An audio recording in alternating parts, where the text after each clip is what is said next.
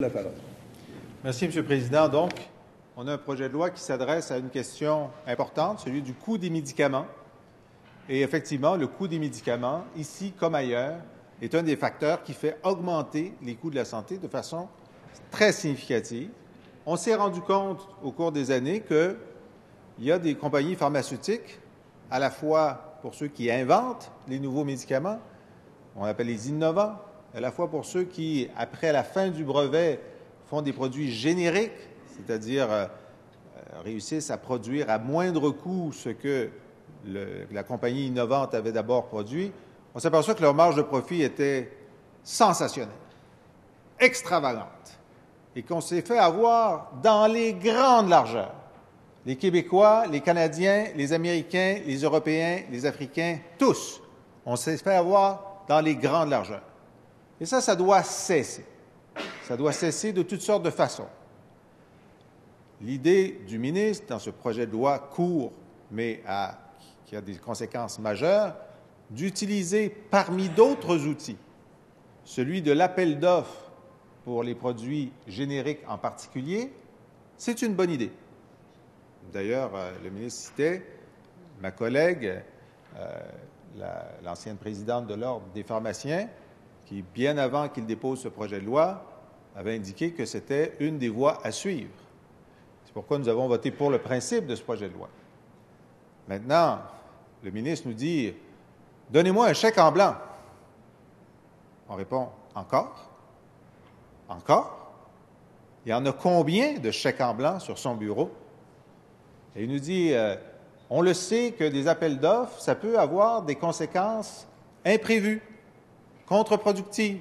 Ça peut provoquer des ruptures d'approvisionnement. Vous savez, un appel d'offres, s'il y a quelqu'un qui gagne l'appel d'offres, une fois, deux fois, trois fois, les autres concurrents disent « Mais là, nous, on ne peut plus rester dans le marché, on est toujours à l'extérieur du marché. » Et à la fin, quatrième appel d'offres, tu es tout seul sur le marché, tu charges plus cher. On ne veut pas ça. On ne veut pas ça. S'il y a un seul fabricant, et tout à coup, lui a des problèmes dans son usine ou dans sa chaîne d'approvisionnement, et là, on n'a plus le médicament essentiel. Ça arrive tous les jours, des ruptures d'approvisionnement. Il y a des façons de les gérer, mais c'est un vrai problème. On veut minimiser ça. Alors, c'est bien sûr, M. le Président, que dans la discussion de l'article portant sur les appels d'offres pour les fabricants, on va demander des garanties au ministre. On ne veut pas lui demander un chèque en blanc. Il nous a dit « Oh, ça va être dans les règlements, puis il y a même des choses qui vont être secrètes, etc. » Non, monsieur. Non, Monsieur le Président. On veut des garanties que ça va être fait correctement et nous déposerons des amendements pour ce qui est du Parti québécois en ce sens. Alors, il y a un deuxième article, et je suis très surpris, je pensais qu'aujourd'hui, il nous dirait qu'après avoir entendu tous ceux qui lui ont dit que c'était inapplicable, il allait le retirer, mais où il veut faire un appel d'offres auprès des distributeurs. Il faut comprendre comment ça se passe, là. Il y a des distributeurs qui ont des camions qui envoient en 24 heures des médicaments à des pharmacies, des hôpitaux et des pharmacies. Et ils ont une partie du marché, 10 20 40 du marché. Et ils livrent tous les médicaments, ou presque. Et là, le ministre dit « Hey, ce serait une bonne idée si on donnait le droit à un distributeur qui obtiendrait l'appel d'offres, qui obtiendrait le contrat de distribuer un médicament à tous les pharmaciens. » Alors, ça veut dire que celui qui a, disons, 20 du marché, il devrait acheter des camions pour 100 du marché, pour cet appel d'offres-là, pour ce médicament-là, puis pas pour les autres. Et puis, s'il perd l'appel d'offres suivant, est-ce qu'il va être obligé de vendre ses camions? Je veux dire, ce n'est pas applicable. Il n'y a personne qui est venu à la consultation qui a dit que cet article était applicable. Tous ont dit, non seulement c'est inapplicable, mais si vous faites ça, personne ne va déposer de soumission. Personne est assez mauvais homme ou femme d'affaires pour s'embarquer dans un truc qui est inapplicable. Alors, bien sûr, M. le Président, on va proposer que le ministre se rende au bon sens et retire ce deuxième article. Mais, vous savez, réduire le coût de certains médicaments, ce qui est l'intitulé de la loi, ça se fait, entre autres, par un appel d'offres pour la fabrication, mais ça se fait autrement aussi. Regardez ce graphique-là. Ça, c'est vraiment un tableau didactique. Et l'augmentation du point 100 en 98 jusqu'à 350 en 2013, là, ça, ce n'est pas l'augmentation du prix du médicament, c'est l'augmentation du nombre d'ordonnances par assuré. C'est qu'on n'a pas seulement un problème de prix du médicament, on a un problème de nombre de prescriptions de médicaments. Et pour réduire ça, il faudrait encadrer les médecins. Vous savez, les médecins, ceux qui sont les grands, ceux qui ont gagné le jackpot du gouvernement libéral depuis 2 ans. Et il faudrait faire en sorte d'avoir de l'information. Ça, le commissaire à la santé, que le ministre a décidé d'abolir parce qu'il disait des choses trop sensées, est venu nous dire dans une de ses dernières prestations à vie, quelques jours avant de savoir qu'il allait perdre sa job et sa fonction, il a dit il faudrait savoir quel est le profil des prescripteurs. C'est-à-dire qu'il faudrait que les médecins nous disent qu'est-ce qu'ils prescrivent. Et ça permettrait au commissaire à la santé ou à un organisme public de savoir qu'au Saguenay, il y a une dérive de prescription de tels produits.